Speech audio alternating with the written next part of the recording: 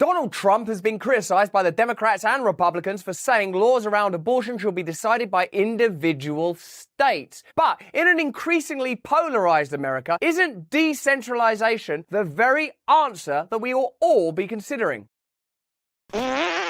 Hello there, you awakening wonders. Thanks for joining me on this voyage to truth, discovery, and mutual awakening. If you click on the link in the description, you will be supporting our community. You'll be a member of a thriving movement that is opposed to establishment corruption. You get an additional video every week. You get to join me live for conversations. We meditate together. We've got a book club. There's all sorts on offer. Isn't it curious that Donald Trump has outraged almost everyone by saying that abortion laws ought be left to individual states? Do you not agree that decentralization and moving power closer to the people affected by it has to be the solution, not with just regard to a contentious issue like abortion, around which women's rights arguments coalesce and former taxonomies such as the left and the right appear to find fissure and opposition, but all decisions. Generally speaking, shouldn't democracy be as close as possible to the people affected by the decisions that are made? Conversely, isn't it terrifying when we discover that decisions are made by people who will not be affected by the decisions that they make? So, we'll look for a moment about the ever-contentious issue of abortion, but we will examine more closely the idea of federalization or decentralization, or the ability of states or even smaller communities to determine how their money is spent, how they are governed, how they commune and communicate, how their judiciary is constructed, because surely in a polarized culture, the divestment of power is necessary. It was supposed to be Donald Trump's clarifying statement on abortion,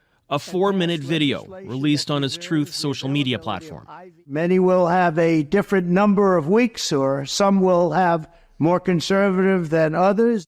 The former president and presumptive Republican nominee stopping well short of endorsing what many of his supporters are calling for, a national ban, saying each state should have its own laws. At the end of the day, this is all about the will of the people. Polls show the majority of Americans support access to abortion.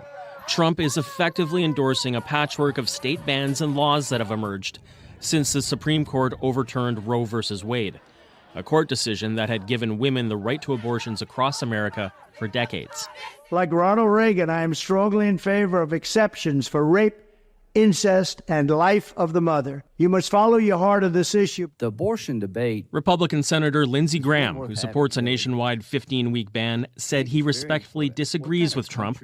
In a video posted to X, President Biden responded directly to Trump's statement. Donald Trump is the reason Roe's ended. If you re-elect me, I'll be the reason why it's restored. Two campaigns digging in deeper in what could be a defining issue in this year's election. Even from that short, relatively neutral news report, you can see that this is a divisive issue. Many people will have a spiritual position on a subject like abortion and the sanctity of human life. Other people will have their own perspective based on personal experience. Doesn't that in itself illustrate the necessity for a variety of potential solutions, not just with regard to the contentious topic of abortion, but more broadly when it comes to the investment of resources and the types of laws that a community might agree to? Isn't centralization always going to lead to division and polarization? Here's a curious moment from the Bill Maher show, where British pundit Piers Morgan and Bill Maher discuss what the meaning of abortion is. We're all going to have strong views on abortion, aren't we? Because ultimately, human life is sacred. Ultimately, bodily autonomy on a variety of issues now is continually being discussed. Let's see where this issue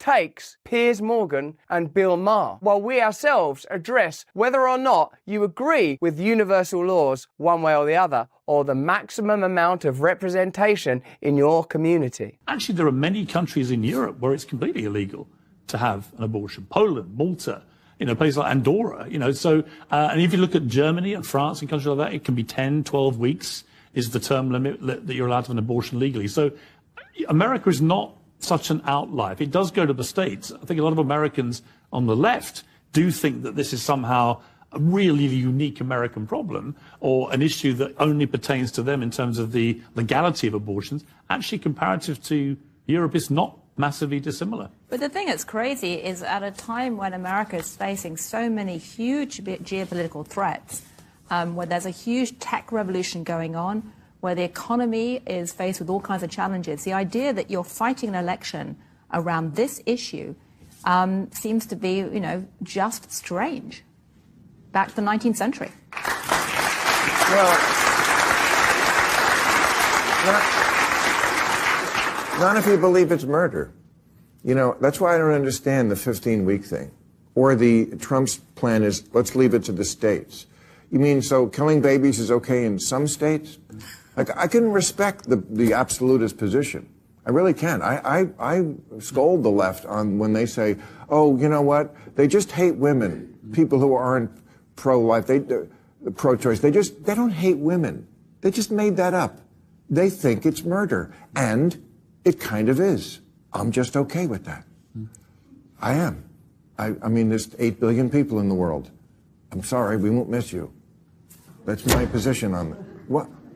Bill Maher there, astonishing his own audience. And I suppose what we have in the subject of abortion is the necessity of confronting what we mean when we talk about rights, when we talk about humanity, when we talk about life. In a sense, it's such a fundamental ontological question, such an important spiritual question. What is life? What are our duties and rights over life? That it's odd that it's become determined by secular ideas like the left versus the right. I suppose one might argue that life begins at the moment of conception, when there is a flash of life, when there is the potential for a human life to unfold from that moment forth. And in a sense, what Bill Maher's saying is extremely interesting. He respects absolutists. The aspect of this subject that I've always found fascinating when I've spoken to people who have strong pro-choice views is that by entering into the discourse, we are mutually acknowledging that we are discussing something profound and significant. I.e., if you see a bunch of protesters outside a family planning or abortion clinic, again, depending on what terminology you prefer, it's not the same as having your toenails cut. It's not just cellular matter. We're talking about the sanctity of life. We're talking about consciousness. We're talking about humanity. I suppose where I arrive is at the point of decentralization, at the point of federalization, at the point of individual freedom and the ability of communities to set their own guidelines and laws, precisely because of the complexity and because when it comes to spirituality, I have my own beliefs. But what are the beliefs that you feel so strongly that you are willing to impose them on others, that you are willing to say, I believe so strongly? Now, a lot of people will say, now, well, murder. Let's say, we're all saying that murder of a realized adult human is wrong. We don't have problems with that. But I suppose there are subcategories of self-defense. The state commits murder. The state commits murder in war. The state annihilates entire populations if they can frame it correctly. So even with a subject like homicide, there are variations, degrees, vicissitudes, and qualifications. So with a subject like terminating a human life at some point whilst gestating, it's likely that there will be variation. And in fact, that doesn't need to be stated because we can see that from the political and cultural landscape. There's endless variation, as Piers Morgan said. Across Europe, there's variation. Across the United States of America, there's variation. And what's plain to me is that politicians from both sides of the political aisle mobilize this subject in order to create an emotional response and to stoke division and benefit from polarization, knowing that there are certain demographics that will always vote in one direction and others that will always oppose them. And then, as the other pundit on Bill Maher said, we won't think about economic issues and issues of power and issues of war and issues of centralizing authoritarianism. Thank God for our commercial partners. They make our life better, and particularly in the case of True Lean's Everyday Wellness, which is an all-natural 9-in-1 powder that boosts immune health, reduces inflammation, promotes gut health, including vitamin C, vitamin D, vitamin B12, zinc, turmeric, and echinacea. Is a potion of pure wonder. Everyday wellness, backed by science, inspired by Mother Nature herself. All you got to do is stir these sachets into water and enjoy. Unless you've got one of these glorious big bags. Look, this is like the parent. There it's sort of like cells that are within it. There it's infants, it's tadpoles, as it were. Control your health without prescription. Take that, Big Pharma. We beat Pharma this year! I'm feeling better already, and I can just feel Pfizer's stock price plummeting. Spicy citrus tastes like sipping on sunshine. Let me have a sip of that sunshine.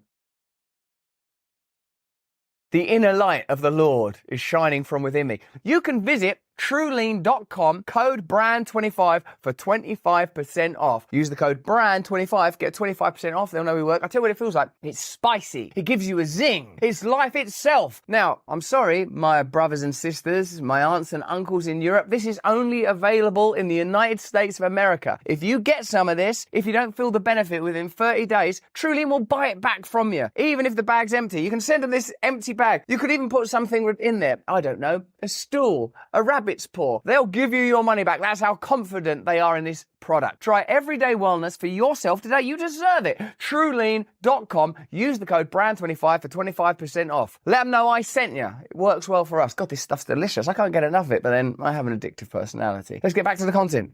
The reason that I am fascinated by this subject is not because I believe all life to be sacred, but I recognize and have experience of the complexity that's likely to come into people's lives around that subject, but in fact because of how we try to create systems based on principles that are difficult to understand if you have solely a material, rational, and secular perspective on life. If you say there is no God, there is no truth, there is no justice, there is no righteousness, we're born, we die, that's life, this is just a cluster of cells. If it's inconvenient to a person, they should be able to make whatever choices they want to make. Like, that is a perspective that people have. Of course it is, and people are entitled to have that perspective. Then from where do you undergird the rights of an individual? Because you're suggesting that there is some sanctity to the rights that we all have as individuals. In a sense, this issue, with how it functions in opposition to centralized power, demonstrates that all of us, on some level, believe that life is sacred. Either we believe that the life of babies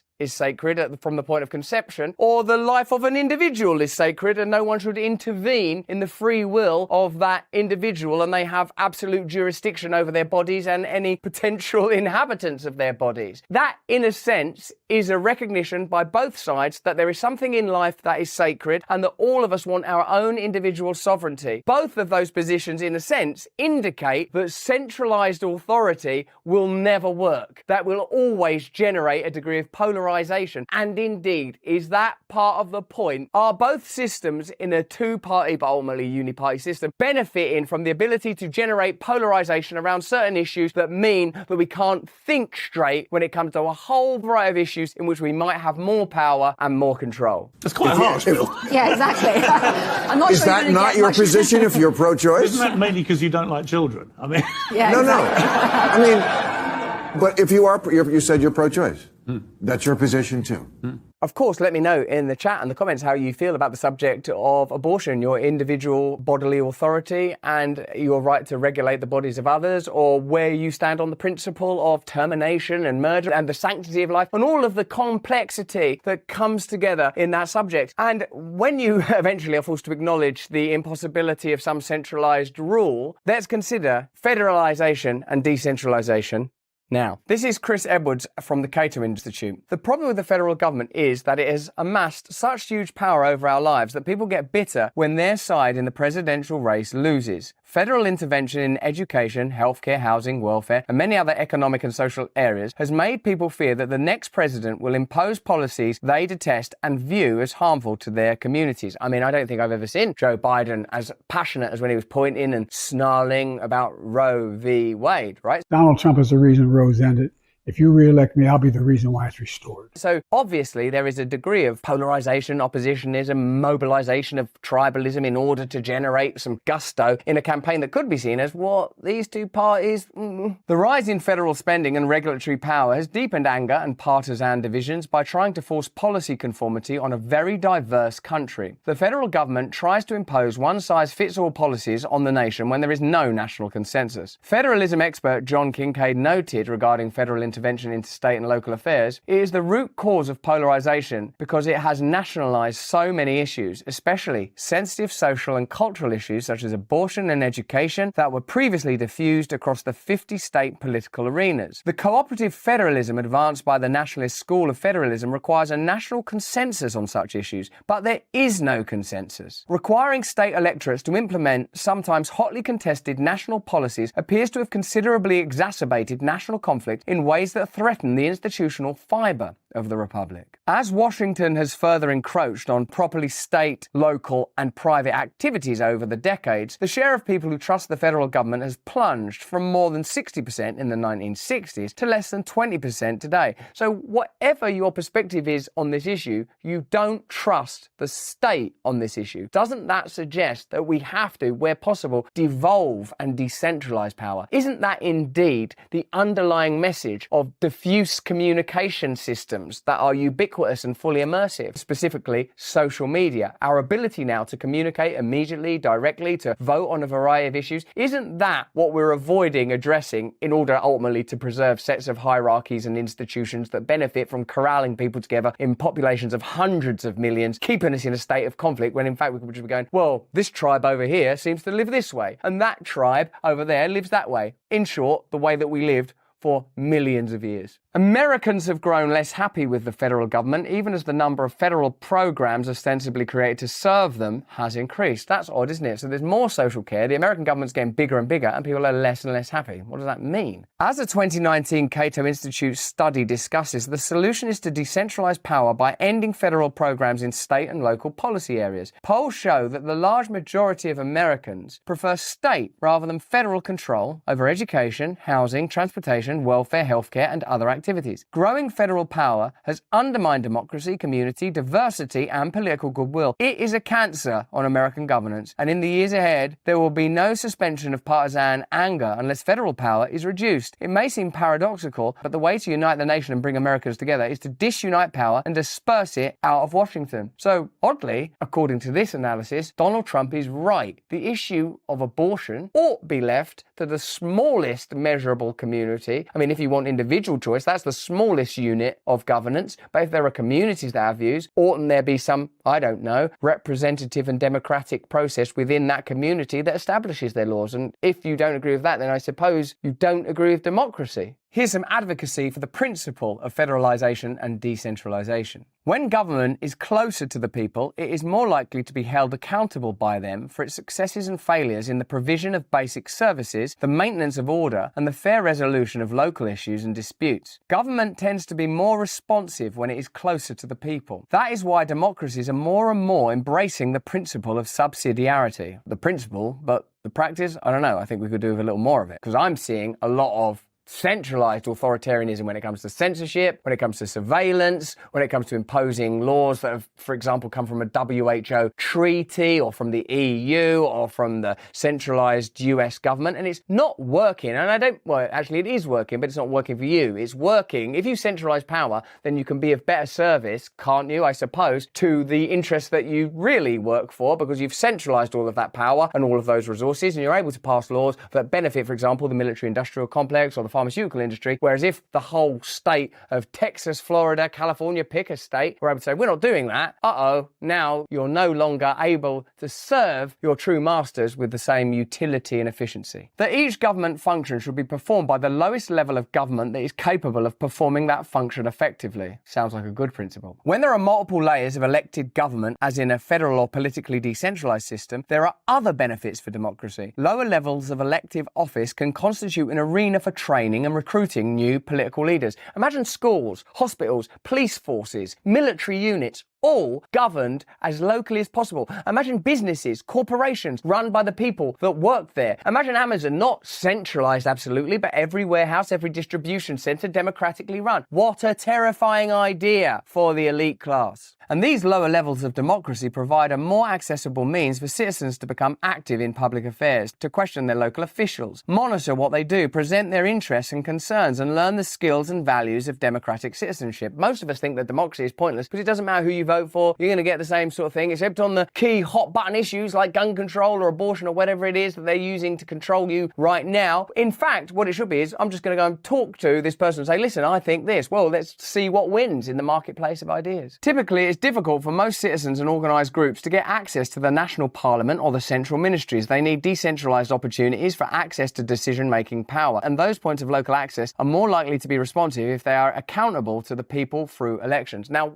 what I've experienced in my limited involvement in such communities is everything really slows down because you have to listen to absolutely everybody, and not everyone's as eloquent, and not everyone speaks so quickly, and not everyone can convey their ideas as well, but everyone has a voice and everyone has a right. So one of the key driving unconscious modalities of our entire culture, now I'm not talking about left and right, is progressivism. The idea that we're progressing. We used to be cavemen, don't you know? We was dumbasses. Unless, of course, there were lost and forgotten civilizations. And we're progressing to the point where we can colonize Mars and technology will solve all of our problems. Well, what if that's not true? What if we should slow down a little bit and get in touch with the earth and get in touch with one another and get in touch with what we're actually doing? Maybe we should see it as an expansion out into conscious awareness rather than the telos towards some imaginary future where everything is sanitized and Apple Mac neat. Finally, decentralization of power provides an additional check against the abuse of power, of course, because it's immediate, local, and intercommunicative and responsive. Now, the obvious downside, it appears, is the potential for decentralization to lead to disintegration. A very legitimate fear of many who are wary of federalism is that in a context of deep ethnic and regional divisions, it can lead to the breakup of the country, as in the former Soviet Union or the former Yugoslavia. These fears are real, but they are based on a mistaken reading of other experiences. Divided countries have disintegrated at crucial moments precisely because they did not develop over time democratic means for the devolution of power that knitted groups together in more authentic, voluntary, and legitimate political union. When groups are held together in one nation mainly by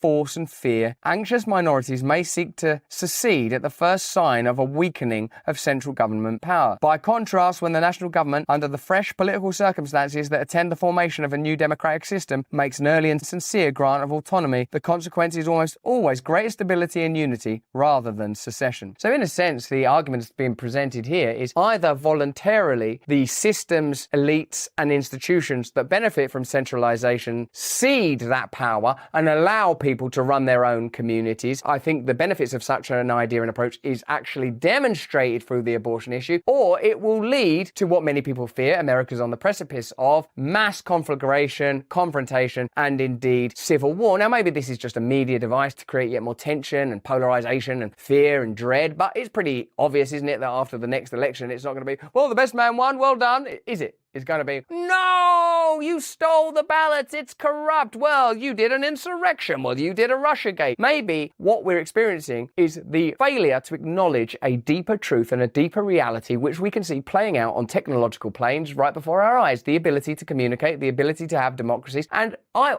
feel that perhaps if we look to our history, the idea that we might live in tribes that organize themselves around their own cultures and their own principles, that seems to be a pretty good template. It doesn't solve all of the problems in the world, but let's remember, we're not competing with an absolutely perfect model, are we? We are addressing the fact that we appear to be in a time of massive cultural, ecological, geopolitical, financial, and environmental crisis. And no one trusts one another anymore, and no one trusts any of these institutions precisely because of the reasons outlined here in these series of articles and demonstrated both in the Bill Maher piece and Donald Trump's casual suggestion that states should decide for themselves how to determine these issues. Wherever you stand on the issue of abortion, perhaps you will humour me further by looking into the idea of federalization, decentralization, because all it actually means is the maximum amount of power possible for you as an individual and your community. And if you really believe in representative democracy, if you really believe in yourself, then surely this is a solution we should all be considering together rather than endlessly increasing polarization and conflict. But that's just what I think. Why don't you let me know what you think in the comments in the chat? Remember, become a member of our community. You get an exclusive video every week. You join us for live conversations. We do a book club where we read spiritual books and we even meditate together. We are trying our best to build something exactly along these lines. More important than any of that, if you can, please stay free.